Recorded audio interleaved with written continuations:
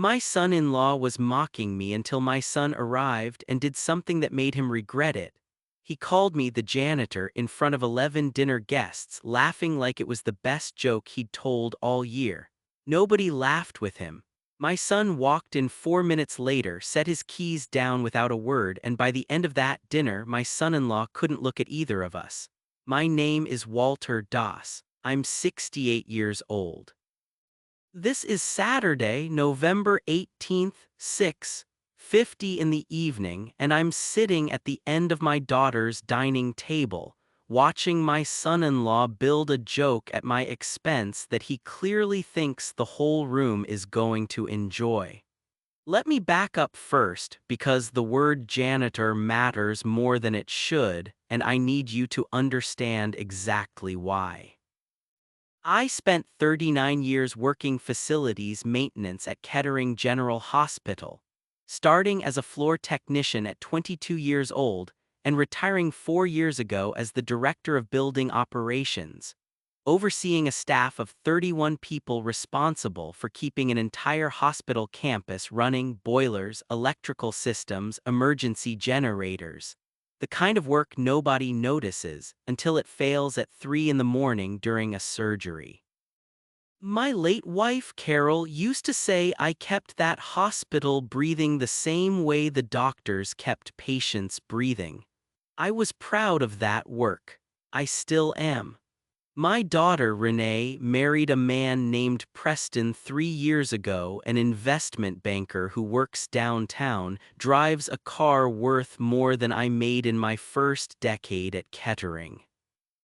Preston's polite enough on the surface, the kind of polite that curdles slightly the longer you're around it, especially after a couple of drinks loosen whatever restraint he usually manages to maintain.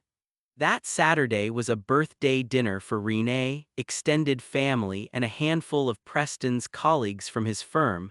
11 guests total around a table Preston had clearly set to impress people he wanted to impress.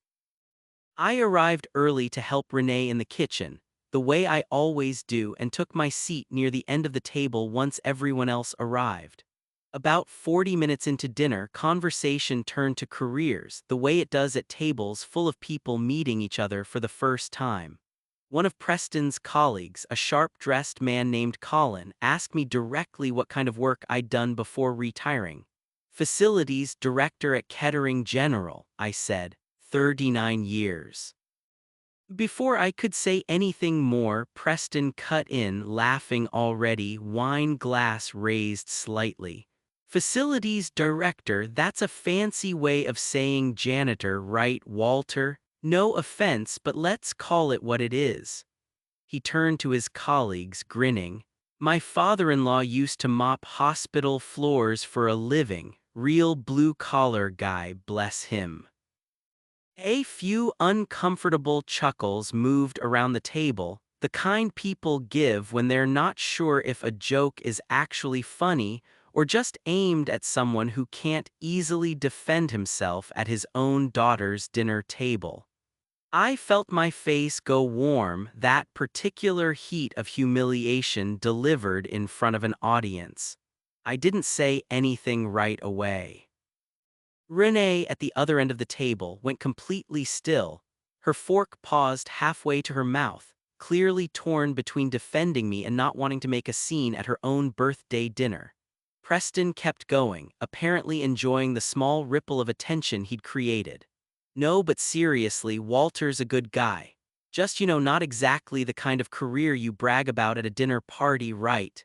He laughed again, looking around for agreement that mostly didn't come. I sat there, 39 years of keeping an entire hospital's infrastructure alive reduced to a punchline about mopping floors. And I said nothing. Because some part of me had decided a long time ago that dignity sometimes means not giving someone the reaction they're fishing for. That's when my son walked in. Michael, 36 years old, an emergency room physician at the same hospital I'd spent my career maintaining, 4 minutes late because a shift had run long. He walked through the front door, said a quick hello to Renee, set his keys down on the entry table and made his way toward his seat, catching just the tail end of Preston's comment as he approached. "Wait, what I miss?" Michael asked, settling into his chair. Colin, apparently not reading the room correctly, decided to fill him in. "Preston was just telling us your dad used to be a janitor at the hospital. Pretty different path from you becoming a doctor there, huh?" Michael went very quiet for a moment, glancing at me then at Preston, piecing together exactly what had happened in the 4 minutes before he arrived. "Facilities director," Michael said calmly. "Not janitor. There's a difference, and I think you should understand it before you keep laughing about something you clearly don't know anything about." The table went quiet. Preston, sensing the shift, tried to wave it off. "Come on, Michael, I'm just messing around, no harm meant." "Let me tell you something about harm," Michael said, and his voice carried the particular calm of someone who'd spent years delivering difficult news to frightened families. Steady, precise, impossible to interrupt. 3 years ago, during my second year of residency, we had a mass casualty situation come through the ER after that highway pileup on Route 40. Do you remember that, Dad? I nodded slowly, remembering exactly. The backup generator for the East Wing failed 20 minutes into that surge, Michael continued, looking directly at Preston now. Complete power failure risk during active surgeries during a moment where we had 11 critical patients needing continuous monitoring equipment. My father was the one who got that generator back online in under 4 minutes, manually rerouting power through a secondary system he'd personally installed 2 years earlier, because he predicted exactly this kind of failure scenario might eventually happen. 4 minutes, Preston. Every single patient survived that surge partly because a man you just called a janitor built redundancy into a hospital's power grid that saved actual human lives that night. The table was silent enough to hear the ice shifting in someone's drink. "I didn't know that," Preston said quietly, some of his earlier confidence draining visibly from his face. "No," Michael said, "you didn't, because you decided what my father's career was worth based on a job title instead of actually asking what the work involved. My father spent 39 years making sure hospitals didn't fail at the exact moments people's lives depended on them not failing. I've watched him do that work my entire life, and I became a doctor partly because I grew up watching him take that responsibility more seriously than almost anyone I've ever met." Renee, finally finding her voice, added quietly, "Preston, that's my dad. I've asked you before not to make jokes like that." Preston sat there, publicly humbled in front of his own colleagues, the exact audience he'd been performing for just minutes earlier.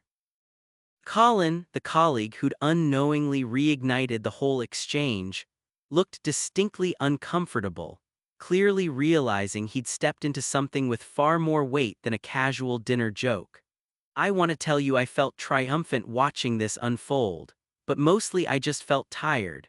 The particular exhaustion of having spent 39 years being quietly underestimated by people who never bothered asking what facilities work actually involved." Preston apologized that night stiffly, the kind of apology delivered more for the sake of the audience watching than genuine reflection. "Walter, I'm sorry, I didn't mean anything by it." "I know you didn't think you meant anything by it," I said. "That's actually the problem, Preston, you didn't think at all." The dinner finished awkwardly after that, conversation stilted, Preston noticeably subdued for the rest of the evening. But something shifted in the weeks that followed that I didn't entirely expect. Preston called me about 2 weeks later, asking, somewhat awkwardly, if I'd be willing to have lunch with him, just the two of us. We met at a diner near my house, and Preston spent most of that lunch actually asking real questions: what facilities management involved, what that night during the highway pileup had actually been like. Questions delivered with a genuine curiosity that had been entirely absent at that dinner table. I grew up in a family where careers got ranked pretty explicitly, he admitted at one point. My father made sure I understood exactly which jobs mattered and which ones didn't growing up. I think I've just been repeating patterns I never actually examined, and Michael calling that out in front of everyone, honestly, it embarrassed me enough to finally look at it directly instead of brushing past it. I appreciated that honesty, even if it arrived later than I would have preferred.